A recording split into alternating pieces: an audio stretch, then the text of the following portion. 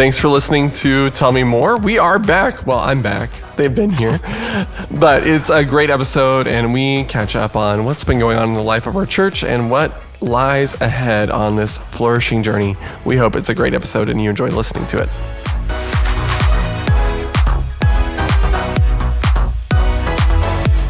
Okay, we're back in the studio, and man, there's a lot to talk about, so why don't we just hop right in. Hop right in. If you're listening, then let me reveal to you who is in the studio. If you're watching, you already know it. So Just a drum roll. Oh, well, there's our pastor. You probably can't hear it, though. Yeah, I know. It's far from the 3 mic. feet away from the Sorry. mic. Yeah. There it is. You've got our senior pastor, Dr. Dennis R. Wiles. He's in a full suit because he officiated a funeral for one of our church families this morning. Correct. You've got Luke Stehr back from Montreal. What? What? He's back.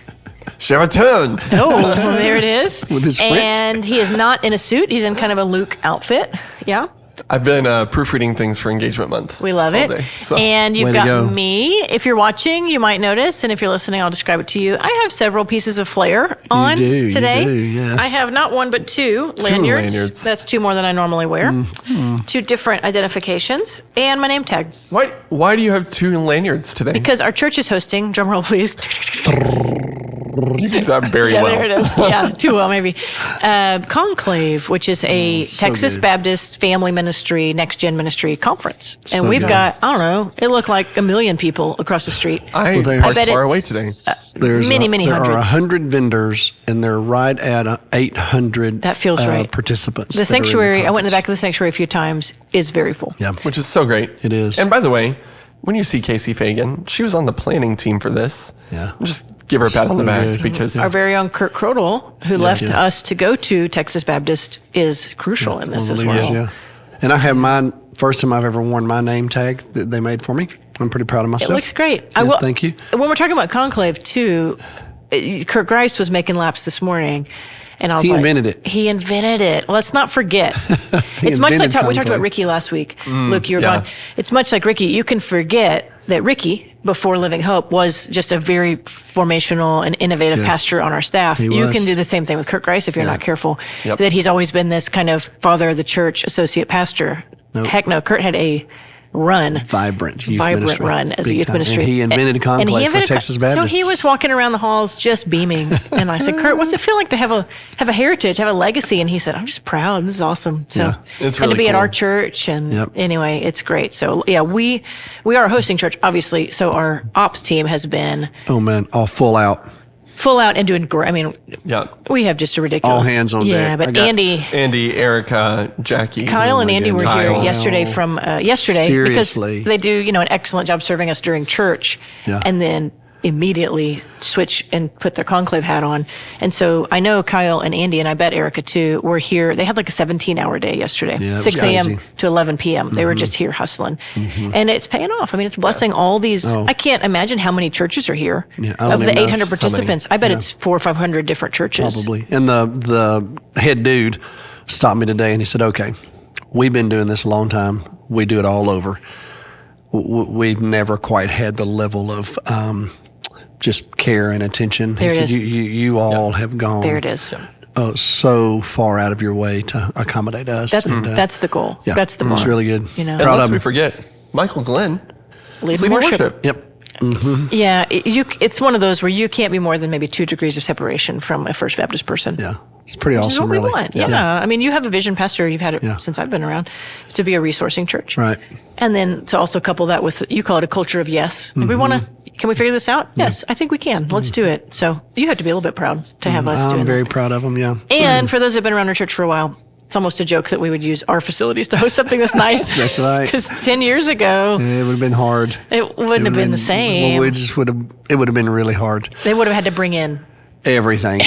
like Everything. all of it. Yes. Every screen, every sound system. Now they maybe walk their own in carpet our, squares. Yeah, they I mean, walk the whole into our thing. place and go, "Oh my great. goodness, It's really cool. so good." And I hope we don't say it as a point of pride, but it's cool to use it. Yeah.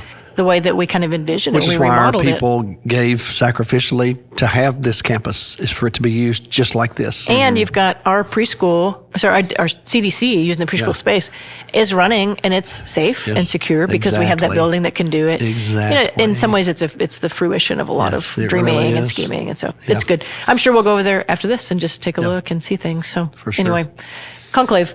Conclave, it's happening. Yeah, and it's blessing a lot. And it's not just, it used to be kind of just a youth ministry. I say just, but Yeah, when Kurt primarily started it, a it was youth ministry That's right. endeavor. But in fact, when I spoke one time, I was one of the keynotes, or I guess I was the keynote, but it was only youth ministers. When I did it at Donner Convention Center, and it was And just I don't built think it's around been youth. that Nothing long. wrong with that, but it's just so different now. they opened it up sometime when I was a college minister to be it's more. really good. So across the street, there's college ministry tracks. Nanette is here. So speaking of First Baptist, Nanette's here leading a preschool track. Casey's leading- also, So aren't we glad that they're mature enough to not feel, I don't know. Amazing ministers. Yeah, like we're not, That's it doesn't right. matter. They can It's be in the same incredible. room. Anyway, it's fun. Hand of God. Connor's doing college things. There's a pastor's track. David Butts is leading children's ministry Yes. track. And like you said, Chelsea, Michael's leading worship. and Tanner are on the planning team. They are so on I mean, the planning team. we're doing it. Yeah, it's been really good. In case you forgot, we are a Texas Baptist church. It's Very one much one so. of our strongest. Which is awesome. We love it. We're also an Ascent church. We are. We are.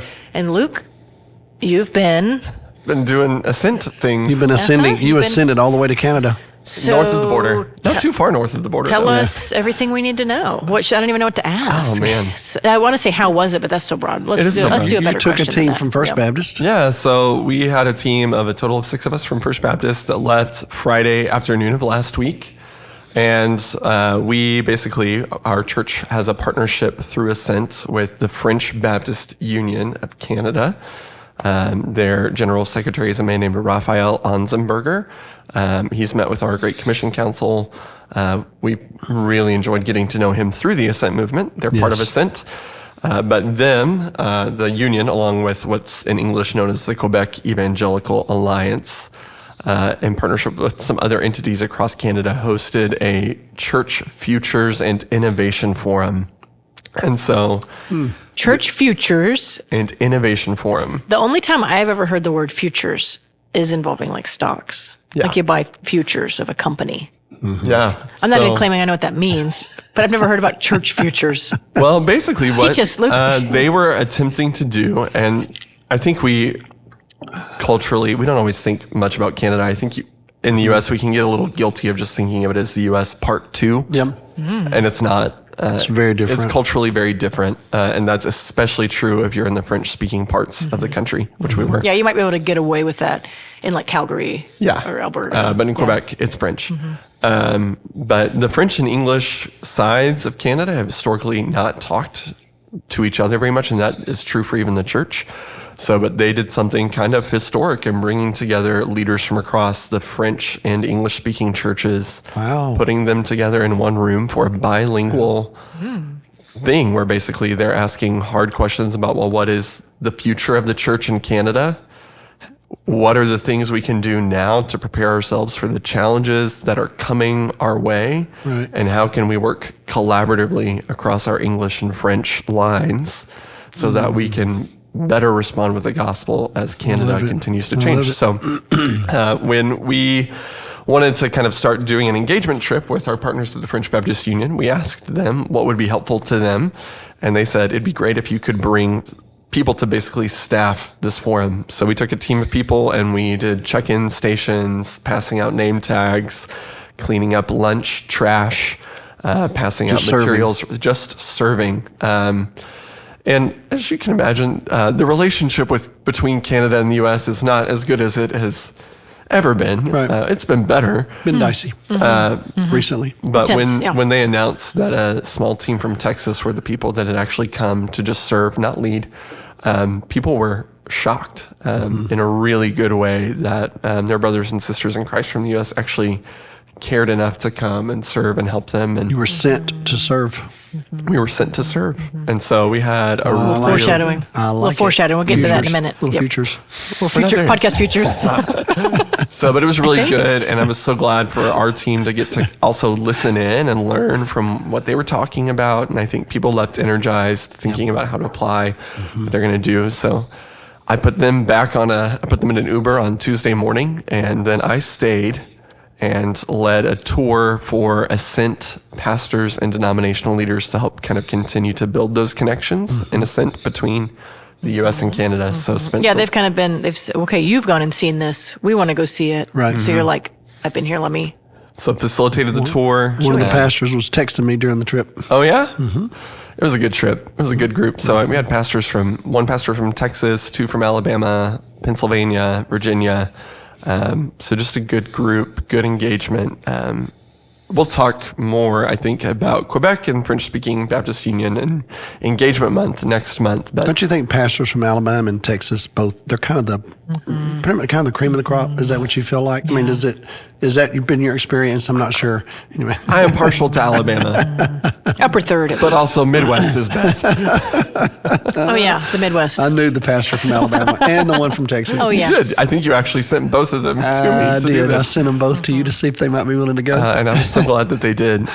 But French-speaking Canadians are one of the most unreached peoples in North America. So they're 3% of them are Christian of any kind. So that includes Catholic, Orthodox, mainline groups, and only 1.5% are evangelicals. Yeah. And so for 8 million of them, there are only 500 evangelical churches in French. So that's like 1 for every 16,000 French speakers. Well, it's interesting because at our Ascent Council meeting that we had here, what that was one of the things that we talked about, that in North America, they're the least churched language group, French speakers, period. And of course, a lot of those are from African countries They are. that are French speaking, that are primarily Muslim. But still, the fact that we're somehow connecting ourselves to this work in Quebec, we're actually connecting ourselves to one of the least churched people groups on our entire continent, which is And fascinating it's to me. the 3rd largest language group on our continent. Yeah, it's crazy, isn't it? So that's such some fringe group that we Yeah. can't, Yeah. figure out how to reach. So I think God is up to something here. That's what I think say. so too. So really glad that our church is Awesome. partnered in this way. Yes. I think it has great. seeds that can sow Oh, across our I continent. think it's just the beginning of what God is up to be honest I with do you. too. So, and I think it's good to help. Yeah, what do you think? What's for our people? What's your heart in taking them, particularly to this area, as a local engagement guy? man. What's your hope? I think when you get up there, no one in Quebec is Christian on accident. You are fully committed. And so one of the things that they talk about is it's actually so unfavorable to be a Christian that Christians talk about it, talking to people about their faith as their coming out moment, which very different connotation. But basically, once you... But you have to kind of almost disclose it in a once way you- that you're not sure how it's going to land. Yeah, well, right? you may never get a promotion. You may never get talked to by your coworkers. So to kind of out yourself as a Christian really means you're kind of sacrificing something pretty major in your life. There are some companies that even build into their employment clauses that if you are employed by them, you can't serve on a board of a religious organization. So that'd be like saying, oh, well, if someone's going to be on our advisory council of our church, they have to quit their job. So there's some pretty serious consequences for believing. The Quebec government's currently evaluating some legislation that would be pretty just difficult for church to respond to. So there's legislation on the table that would ban public prayer from all public spaces. It's Canada. And it's Canada. We're talking about We're Canada. not talking about Russia. Yeah. Canada. Yeah.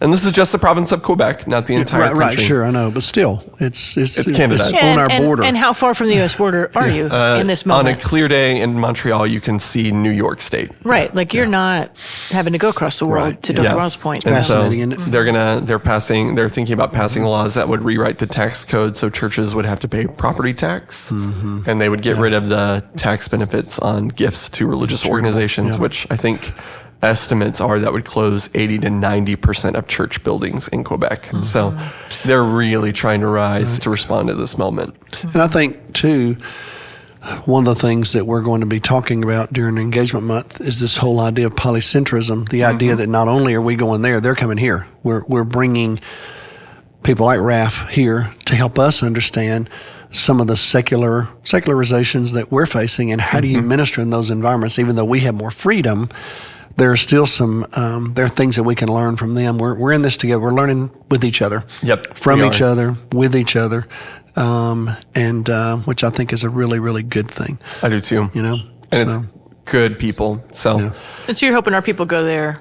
Yeah. Kind of get the seasoning, get the flavor of it all. So come back changed. We're already so that they can impact their communities what are here. the next round of trips and what groups we send to them, because I think it is a very catalytic trip for our people. And I think if you talk to anyone who went on the trip, it's definitely sparked some thoughts for them about how they're going to engage their faith here. Which I've done. I've talked to them.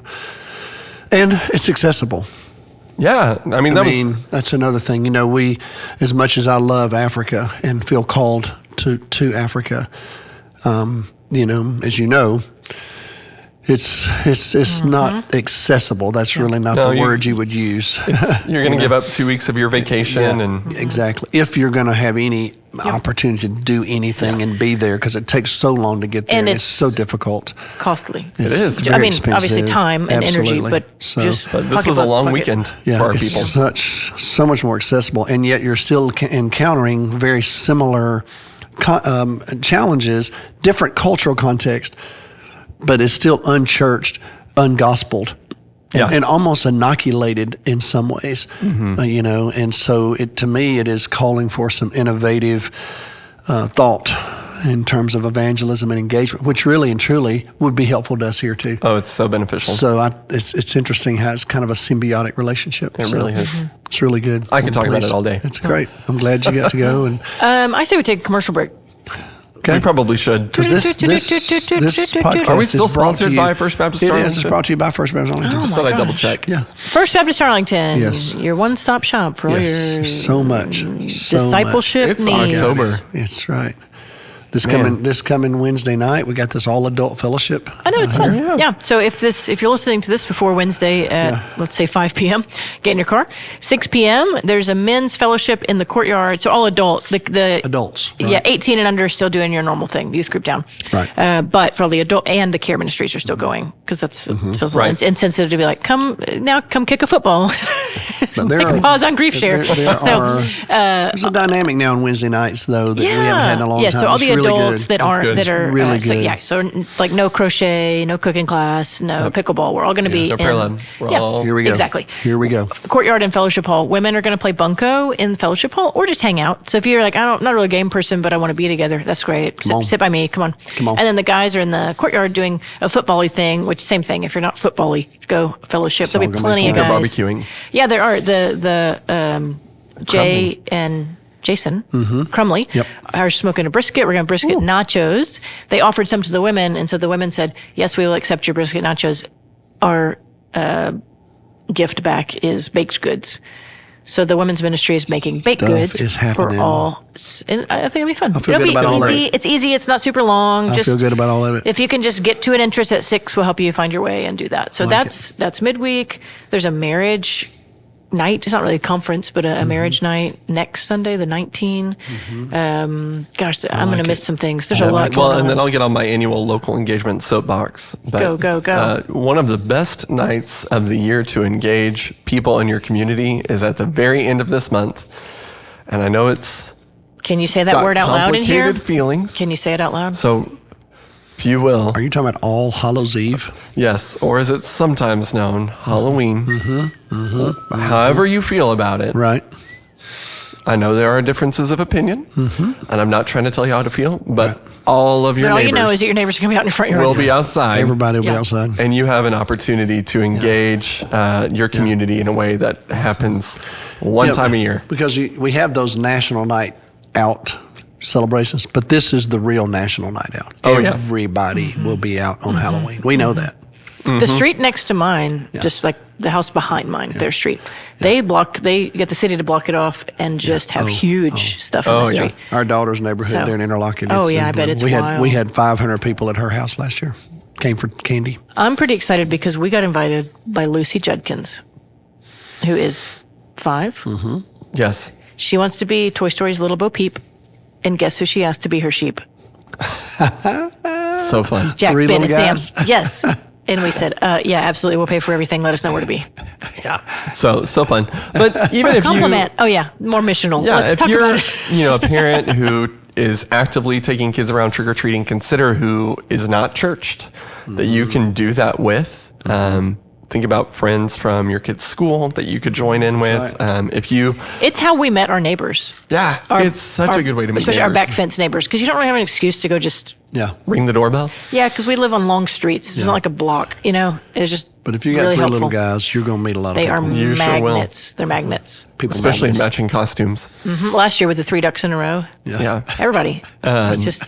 But maybe just if you Use 'em. aren't actively taking kids around, grill hot dogs in your front yard, or if you don't live in a busy neighborhood, find a friend who does and go help them. Yeah, it's more fun with a Do friend something. anyway, right? You can kind It is. of go out 2 by 2 as it is. And it's funny, some of the places we've been here in Arlington, there are people that just do that. They're not necessarily doing it evangelistically. They're just doing it as friends. But there are a handful of houses that we know to go to because it's just families out there, and they're doing things together, and everybody wants to stop by their house to trick or treat. It's just interesting. It's fun. It's fun, yeah. So Great plug. that's my plug. Great plug. on Well, there's a local lot. engagement I front. feel like I have done a poor job describing what's going on at First Baptist Arlington. So fbca.org/events Got it. will help Always a you. good place. But Good job. there are great things going on. Even just a little celebration. Last week, Bill Nichols, who's a therapist, who's a longtime congregation member, you referenced Out of the Cave, which is a book, and he was like, hey, I can lead a book study on that for people who are experiencing depression.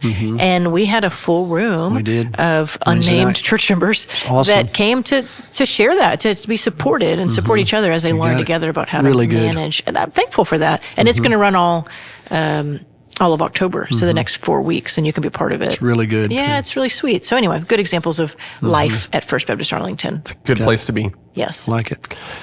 And speaking of Let's good do things it. that happen at First Baptist Arlington, we have a sermon every week, I think. Every week. We do, don't we? Every week. It seems to just keep happening. It's just, it is. It is what it is. And you preached one of those this I Sunday. did. I was One there. sermon twice. Yeah, I was there. This does happen past- twice Turns a week, out this actually. Sunday I was there.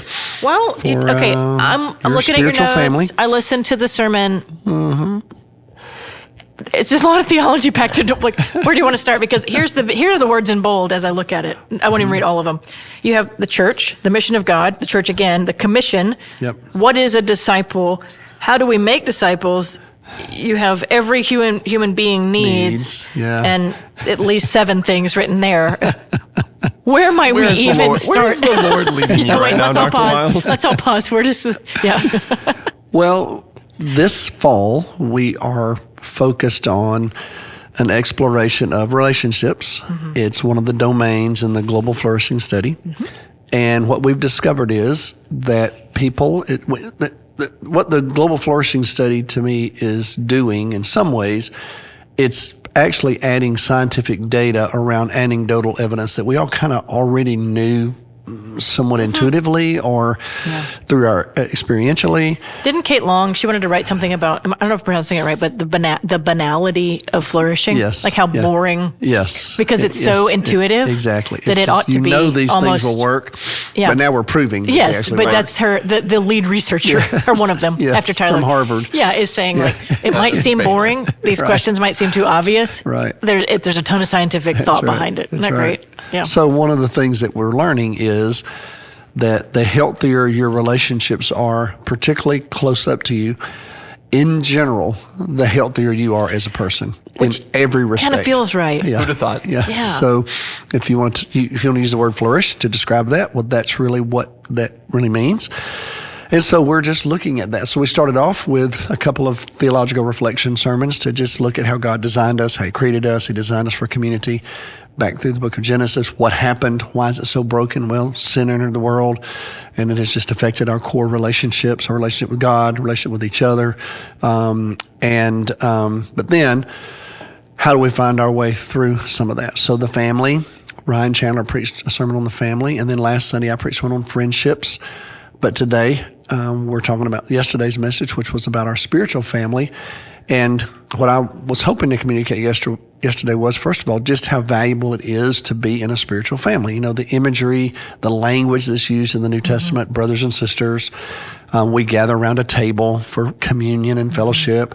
They broke bread from house to house. I mean, it's very familial language, you know. Different images are used to help us understand the facets of the church. Like in First Corinthians, Paul refers to the church as a field. He refers to it as a building. He refers to it as a body. So, but all of those to Paul were relationally connected. He said, I came there and I planted the seeds. Well, he did that personally. Apollos, he said, watered those seeds. Then he said, we actually laid a foundation, and now you're building on that foundation together. And then he drew upon the imagery of the body. All of it's relationally connected, in my opinion. And then knowing that you have the temple to Asclepius there, where you've got all these body parts where, you know, people are coming there hoping to get healed. And so they'll have one of the craftsmen make a body part out of terracotta body parts and then take that to the temple to appeal to the gods, if you will, heal my elbow or my hand or my neck or whatever. And so as best we can tell, Corinth wasn't the only place that had one of those. Those temples were in various places in the ancient world, but Corinth had a huge one. And so they found, these body parts that date back to the first century that people had made, and they're strewn into the temple because the priests that are keeping the temple want to document, well, this is what's been healed here. That's why these body parts are here. And so you know that's in Paul's mind when he's saying, well, you know, church is a body, but it's not these disconnected, dead, lifeless, body parts that are over in the pagan temple. It's actually all of us. We're in this dynamic life together and animated by the Spirit and gifted by the Spirit. And some of the brokenness in that city and that community spills over into the church. Like I mentioned, Dr. Garland, one of my favorite lines from Dr. Garland's commentary he's written several on 1 Corinthians, but his Baker exegetical commentary on the Greek text is just so good. I know both of y'all would agree with that, just because Dr. Garland was at Truett when y'all were there. But Great he's our guy. Yeah, I love Dr. Still too. Don't mean like that. Course. But David Garland's, says Garland's name is on my diploma. Yeah, he's a great man, great scholar. But he says the problem was not that the church was in Corinth. The problem was there was too much Corinth in the church. What a great line.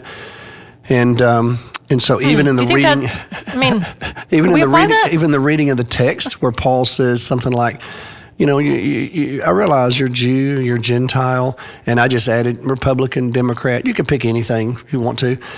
And Paul was saying, look, there's just no division here, because that's all that's nullified by the cross. All of that is brought into perspective by what Jesus has done. And so in the church, none of that matters, according to Paul. So all these wealthy Corinthians who were somehow jockeying for position and status, this was just another way to do it. It's another example of them being able to show, well, look, I have the largest house church, and so obviously, I need to be favored here. In fact, several scholars believe that there was some kind of hall in Corinth where these people would meet together, as well as the house churches, because that's when you would find lost people coming in and trying to see what's going on, and Paul will say, well, when you got lost people there, be careful when you're worshiping. You're going to be very confusing to these people. Why would you do that? Why do you keep confusing everything? It's hard enough to be a church in Corinth to begin with, but y'all are complicating it by how you're treating each other. All of that's relational dynamics. And so I just wanted to encourage our people to think about how valuable those relationships are within the body of Christ. And in some ways, I've been here for a long time, so in some ways I felt like I was preaching to the choir, because this is a highly relational congregation, in my opinion. Our people relate to each other well here, and they seem to be able to transcend things that you might think would divide us, Yeah. But I still wanted to remind everybody that we need to be careful. You don't take that for granted. Yeah. And so when Dr. Garland says there's too much Corinth in the church, that's why I said, well, Steve Besner, another Truett guy, has written this book, Your Jesus is Too American. If we're not careful, there can be too much America in the church, And as I said, I mean, I'm an American, I spoke the other night. I was very honored to get to speak at the Medal of Honor Museum in one of the ceremonies there. I can't hardly even go in that place. It's just so moving. But I'm a Christian first, Right. and my Christianity transcends my patriotic connections, as it should. It's deeper than that. And the relationships that I have in this church, they transcend our political proclivities. And that's what's supposed to happen in the church. Garland says something like, one of the problems in Corinth was the people's lives weren't being realigned by the gospel, which again is another great image to me. But then that led me to also help our church see that we're not just living together relationally in the church, we're disciples. There's a sense of purpose for why we're together in the first place. It just so happens that meets relational needs in our lives. We're not a community center. That's right. Only. It's not just to have relationships. We're not just a club. You got it. Right. So to be a disciple of Jesus, Let's talk about it. that to me is that's the answer. That's what we're supposed to be about. Because Jesus didn't say, go into all the world and make relationships. He said, make disciples. And to me, disciples love God and love each other. They live out the great commandment. But in doing so, they live together relationally. But you live together purposefully, relationally. You're being transformed by Christ as you're following Him in the accomplishment of His mission. Yes. That's what this is all about. We don't gather for gathering's sake. If all we were trying to do was gather a crowd, if that's really what we were doing, that would change everything. Really, that would change everything about us if that's really all we wanted to do. And I think we could do it. I think we could. This culture loves crowds. Yeah. We could figure out. You may have to change over time, but I think we could gather crowds. Jesus could gather crowds. Absolutely. And then he told them to go away. But he resisted that being the main thing. Exactly. And so it's not that. It's purposeful. It's living out the fulfillment of God's mission in this world, which is the redemption of humanity and the restoration of creation. Well, who's going to do that? Disciples. So we've got to make them. And so I just wanted to put in front of our people, it's relational language and a lot of relational dynamics to it, but at the heart of it is fulfilling the Great Commission. And that starts in Arlington. We got to make disciples in Arlington. Amen. And if you can't do it here, then you lose your credibility, in my opinion. don't be so prideful that you think you could do it there, Exactly. wherever that is. And so, to me... So you started unpacking some vision. Yeah. 2026. That's been brewing. That's right. The staff has gotten a peek at it. That's right. It's been brewing in you since study leave. It has. But you decided, you know what? If we're going to do it, I heard some excitement. let's in fire the off halls. the bell. Yeah. Just this whole idea of intentional I have discipleship. an anecdotal, but it doesn't have to make it in here. Somebody came up to me and said something like, well, he preached on, so I guess I should, That's right. And I said, heck yeah, you're listening. Let's go. Let's go. But while I was away in summer, I began to pray about, okay, I know 2026 is going to be about transformation. I've already decided that. But what does that really mean? I want it to be more practical, more accessible, more definitive, maybe. So I just asked the Lord to guide me, and then where I ended up was I felt like the Lord pushed me to start answering fundamental questions like, what does everybody need? Do you think I don't know what everybody needs? Do you not? I didn't hear these audible messages, but this is how I sensed it in my spirit. I was out walking a lot, which I like to do by myself. I love walking with Cindy, but when I'm doing this right here, I have to walk by myself. I have to just be in a zone, so to speak. And I felt like the Lord was saying to me, do you think I don't know what people need? Do you think I didn't design the church to fulfill my mission? And as you accomplish my mission, you don't think I'm going to actually meet people's needs while I'm doing that? Do you think this doesn't all fit? I could just sense this. Okay, Lord, yes, of course this all fits together. Yes, I know it does. So, which led me to, okay, well, what do I think everybody needs? So again, my generation of preachers, we've been influenced by Rick Warren. We can't help ourselves. Rick is a colleague. He's older than me. He left seminary right before I got there, but I've intersected Rick through the years. And so Rick's book, The Purpose-Driven Life, a lot of time, I remember when I first read it, I thought, okay, duh. I got it. Live a life full of purpose. Exactly. Yeah. But But actually, it was so simple. It's very profound because Rick was trying to address your core needs as a human being. This is why God designed you, and he connected it to the mission of God. Well, it's obviously struck a nerve, but as I began to think about it, I wanted it to connect to our journey as a church. That's really what I wanted. And so I couldn't help myself but to start thinking about, what does it mean to be a fruitful person? I love that imagery, to be a productive person. And so I ended up with, okay, I think it's about knowing God, experiencing God, serving God. To me, that's the language to communicate to the culture, to people.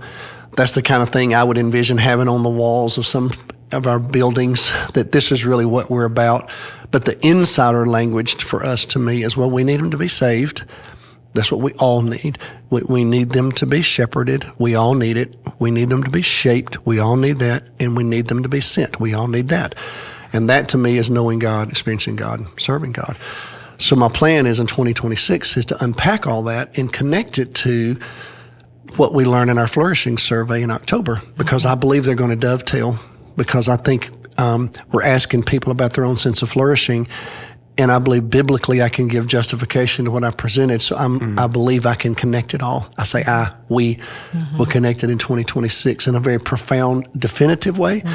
So we're going to develop some theology under all that, and then some practical applications of all of that, and then ways to even assess that in the overall life of the church. And the Flourishing Survey, I think, will provide color on what we can do better, maybe in terms of content.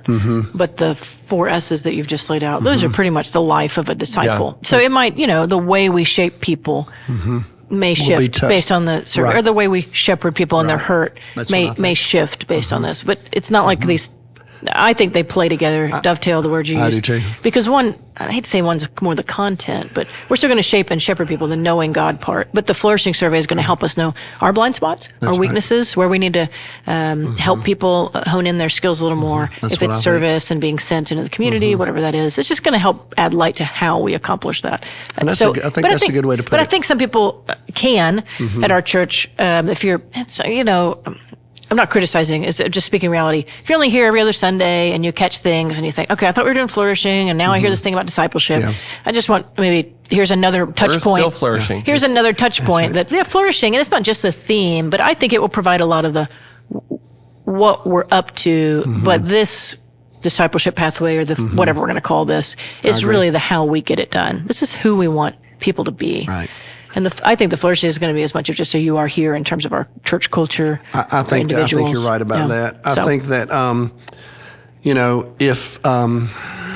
if you're an invested member of this church, I think this is what you're going to be on the inside of, kind of helping to shape all this and design it all as we find ways to apply it across the life of our church. So I'm pretty excited about it. Yeah. Now, granted, I want to finish 2025 well, and we're going to. We've got some good plans. Yes, we're in the middle of what we're doing now. We've got our engagement month that's coming up in November. And yes, it is. You've been immersed in that, Luke. And then we're not just going to skip over Advent. And we're Arlington. And we're going to use Matthew. Matthew's presentation of Jesus as King, just recognizing that we have a certain, we have a loyalty to the one true King. He really is our Lord. And he showed up that way. When the wise men said, well, where's the one that's born King of the Jews? To which Herod was probably thinking, well, me. That's me. What do you mean, born King of the Jews? Well, obviously, it's all Jerusalem was upset with him. Well, I'm sure they were. What are you talking about? And then when he dies, that's what's over his head. He's the King of the Jews. And I love how Pilate responds when they say, well, wait a minute, you need to say he said he's King of the Jews. And Pilate was like, what I've written. It's King of the Jews. I think in Pilate's mind, here's your king. What he didn't realize was he was playing into a huge drama. Yep. Actually, this is your king. Sucker. Yeah, he is the king. Absolutely, he is. Yeah. And this is how he's crowned king in some ways from an earthly perspective through his death on the cross. So, a little preview of Advent, but just getting previews all over the place. Wow. We got a great rest of the year. Futures. We really do. That's what I like to call them. Yeah. It's futures. As you've always done, right? Yeah, it's kind of my thing. But I'm excited about it, and I would say this too. I think that it more definitive, clearer pathways, I think will be helpful to our church. I think we're ready for that. Everybody likes clarity, Yeah, right? and so, yeah, I'm pretty encouraged by it all. And then just to see God's hand, to me, watching the Lord work in the life of our church right now, just seeing we've got a lot of new folks that are showing up, people that are joining. We've got folks that I met several new families Sunday morning I've never seen before. And one guy told me, people. I was walking in the back of the church, and I saw this couple come in, and I shook his hand, and he said, "Wow." And I said, "Everything okay?" He said, "You are really tall." He said, "I've been sitting back here the last couple of weeks, and now I'm standing here with you. You are really tall." And I said, "Well, okay." And he said, "It's our third week to be here." He and his girlfriend, and he said, "We're loving it. We're just trying to find our way." And I said, we want to help you. Thank you. And so, So glad to hear it. yeah. So, and then to see I feel like our people are bought into where we are. I'm hearing from a number of them. So yeah, I'm very encouraged by it all. A lot of work to do, but I see a lot of life. Yeah. Which is really good. It's fun, really fun. Yeah. Okay, well, I mean, It's like flourishing to me. hey, everybody, surprise, we've already talked through a whole podcast. We did it. We did it. Welcome back, Luke. You wanna It's good to be back. There's a lot more we could talk about. We could keep going. Let's put a pin in it. Pick it up next week. That's what I would say. Okay. Yeah. See you next week, everybody. See you Wednesday night. Yes, Wednesday. Be there or be square. Bye, y'all.